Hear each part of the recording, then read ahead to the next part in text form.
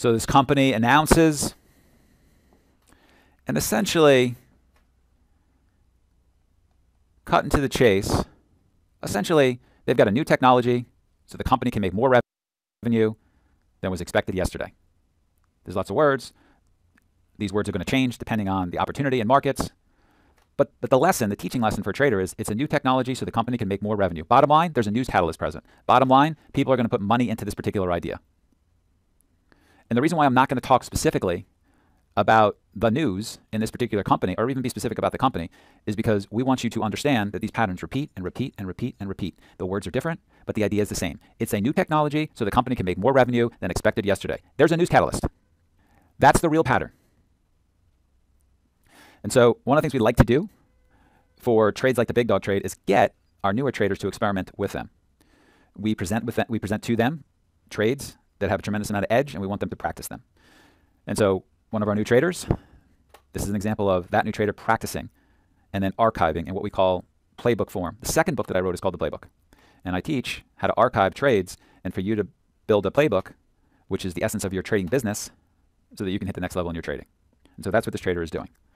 All right, so he's talking about, here are all the checks in my favor for the trade. So that's good thinking by him. All right, and you'll notice good technical pattern, good volume, uptrend.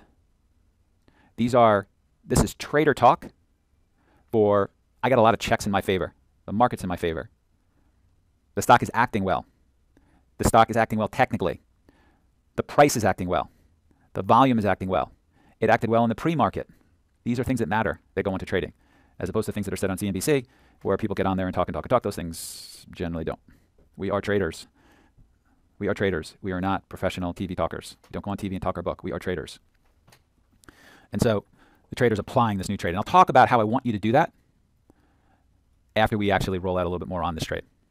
So let's take a look at some charts. And remember I talked about how one of the variables is a technical breakout in a longer time frame. We're trading this pattern with the direction of the longer term time frame. So in this case, we have a stock that's breaking to the upside. The stock is breaking out. The momentum is to the upside. We want to be long the stock. The stock is going up. There's no resistance yet. We're breaking out above resistance.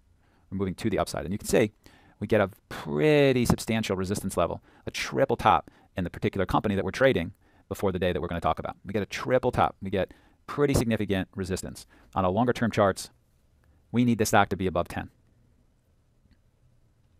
And then we walk in on this particular day, and what we want to do is we want to take those longer term levels and have them guide us. And so we were talking about, hey, if the stock can get above 10, that's really great. There's no resistance in sight on their longer term charts. And then we want to overlay, and this is super important, we want to overlay technical patterns that help us inform decisions so that we can make excellent risk reward trades on an intraday basis. We don't want to just predict, hey, the stock got above 10, therefore I think it should go up. We want to find spots where we can really control our risk reward. And so I want to point out these very important wedge patterns. Okay? And so we've got a tremendously effective textbook wedge pattern between 9:45 and 10:30 that's being drawn in this particular opportunity. The wedge pattern is tight. Let me go back to our variables. We want a stock that has a tight consolidation intraday pattern. We don't just want a consolidation pattern. We want a tight consolidation pattern. And we're getting that. We're getting a tight consolidation pattern. It holds a larger distance. It starts to come in shorter, starts to come in shorter, starts to come in shorter, starts to get tighter and tighter and tighter. And you can see at 10:30, the wedge really starts to come in together, where you know if we can just get a little bit of a move above the top of this wedge pattern, we've got something. And I kept these charts clean purposely. I could mark them all up and say tier 1 here, tier 2, tier 3, but I want to talk this through and point it out. All right, so we get this really strong opening drive, and we get the move above 10, and we get all of that with increasing volume. One of the things that people do not look at enough when they're looking at trades is they don't look enough about RVOL. You want the RVOL to be elevated on a particular day, and they don't look at the overall volume. I'm going to point that out again. Look at the volume. Look at the volume bars relative to these other periods. There's a tremendous increase in volume intraday that's gone into this. It's not just that the overall volume has increased.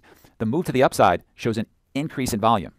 That's very significant for breakout trades for stocks that we want to be thinking about buying in pullbacks. So we get that nice volume increase. We get the pull-in. And the way that you want to think about trading this is you want to look at important technical indicators. It's above 10. That's important, okay? And not trading below 10. So we can start tier 1. We want to look at VWAP. VWAP is an incredibly important indicator for us. Holding above VWAP. That's one of the other variables that we like for the big dog trade. And we're getting that. We're getting a hold above VWAP. What's VWAP? VWAP is where the institutions are buying. If a stock, I can't teach you all about VWAP right now, but essentially if a stock is consistently holding above VWAP, that means institutions really want to buy the stock. The stock is consistently holding below VWAP. That means institutions really want to sell the stock. Who has most of the money? The big money traders. So when something busts above $10, an important technical level, and is holding above VWAP, that's telling you that the institutions need to buy the stock. They need to buy it higher. There's probably more buying to come from the big money traders. All right, but for now, stock holding consistently above VWAP, that's a signal of strength. That's a very bullish intraday signal. So we want to start to buy. So we're going to go tier 1 and buy the stock a little bit above 10. And as it's holding up above VWAP and time goes by, we're going to buy tier 2. And we're going to buy tier 2 because time is another reason for us to buy and add risk to our position. At 950, it's holding above VWAP and it's holding this nice consolidation pattern. At 1015, it's still doing that and holding a little bit higher. To us, that gives us more confidence that we ought to add risk because this is more likely now to work. And then when it busts out of this wedge, we want to add a couple more tiers, tier 3 and tier 4. And the thing we really want to pay attention to is, does the volume increase when it breaks out of its wedge pattern? If the volume increases as it busts out of its wedge pattern, the position is much more likely to work. Okay, and then you see it. And then what we want to see is a strong move away from price. Well, I mean, this goes up 20%. This goes up 20%. I'd call that an explosive move to the upside. It goes up 20%. Okay, and then watch what happens after it goes up 20%. Look at the volume. The volume is very small. After it goes up 20%, when it pulls in, which it should do, it's very light. The volume's very light. That's telling us the stock is very strong. Textbook example of a stock breaking out in a very, very bullish pattern is volume accelerating when it breaks out, really big move away from price, 20% up move. Very little volume into the down move, decreasing volume into the down move, and then we get another tight consolidation pattern. Okay, and so the big dog trade is adding and adding. Same thing again, tier 5, tier 6, breaks out again, tier 7, tier 8. And so this is how people are getting tremendous size in these particular trades and being consistent. Tier 1 means essentially what your tier size is. So an equity trader tends to talk about tier 1 as 1,000 shares. When you become more experienced, tier 1 will switch from 1,000 shares to 3,000 shares or 5,000 shares. So, if you're a big dog, you're tier 1, and that might be set to 5,000 shares. You're tier 2 here, so now you're at 10,000 shares. You're tier 3, you're tier 4, now you're 20,000 shares. You're tier 5, you're tier 6, you're tier 7, you're tier 8. You're essentially at 40,000 shares, and potentially his tier size happened to be 10,000 shares. His tier 1 tended to be 10,000 shares. So you're looking at a 100,000 share position with another 25% of upside. From the initial move, we get 50% of upside. You're talking about another 20% upside from here. Notice again the tight consolidation pattern. Notice again what happens when it breaks above this tight consolidation pattern again, this tight wedge pattern. Look at the volume. Look at the volume. Look at it. It's increasing. Very, very positive sign. So I'll recap the big dog trade again.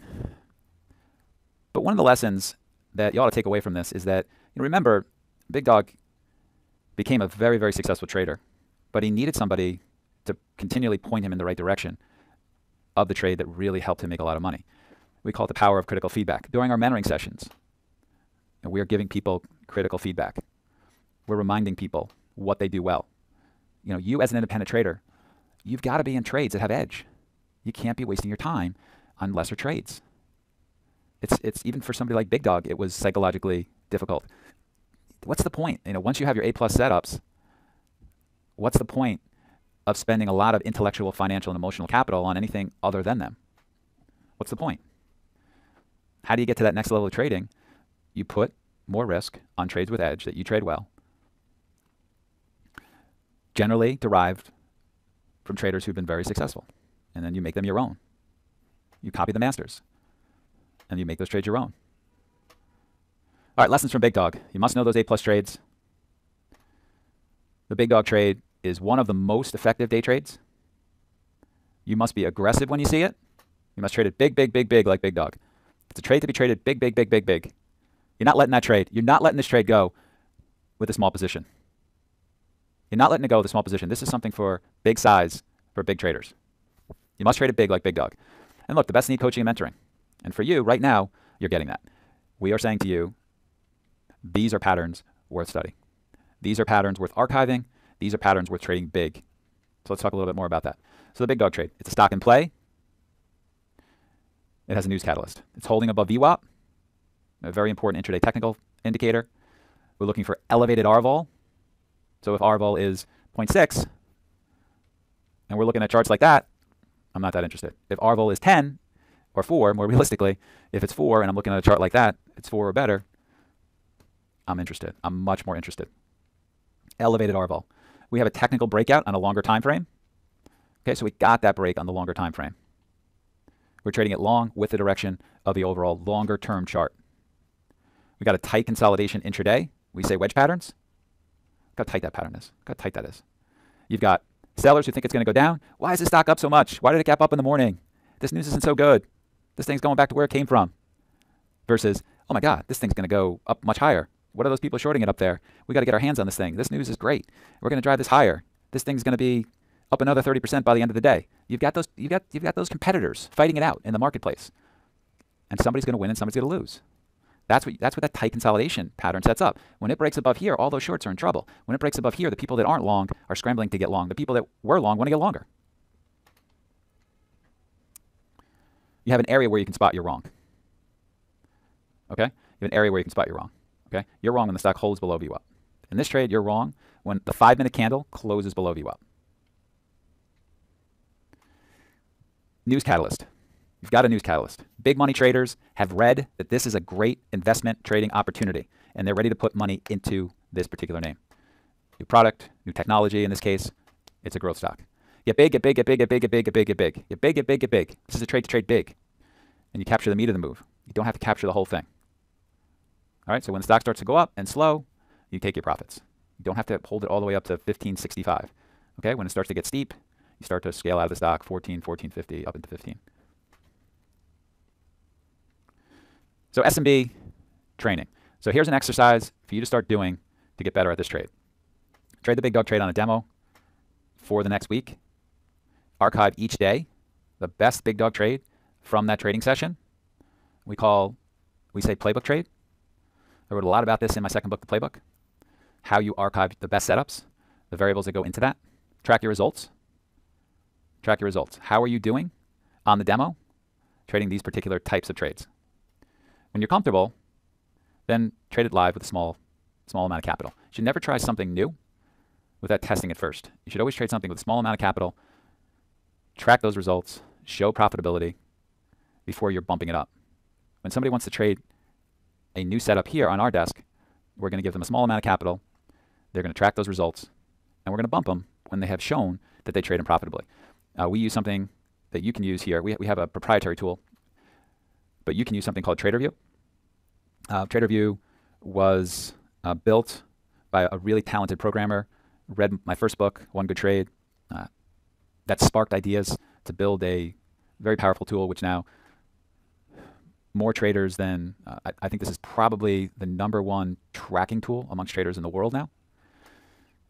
And so what you do is you tag all of the trades that you're making, you import all of your trades into TraderView, and you get stats on something like the big dog trade. I made 5 big dog trades this week. I made $5,000. I was right 7 out of 10 times. You'll get all the stats. I traded best in the morning. Okay? And so when you show that you're profitable, then you bump your size. After 10 sessions of trading, if you're profitable in this trade, the big dog trade, then bump your size. We like to say 20%. That's a wonderful training exercise. Don't just jump into this trade. Okay? That's a great template for you to attack this trade and get to trading it with real size. As I wrote in the playbook, you can be better tomorrow than you are today.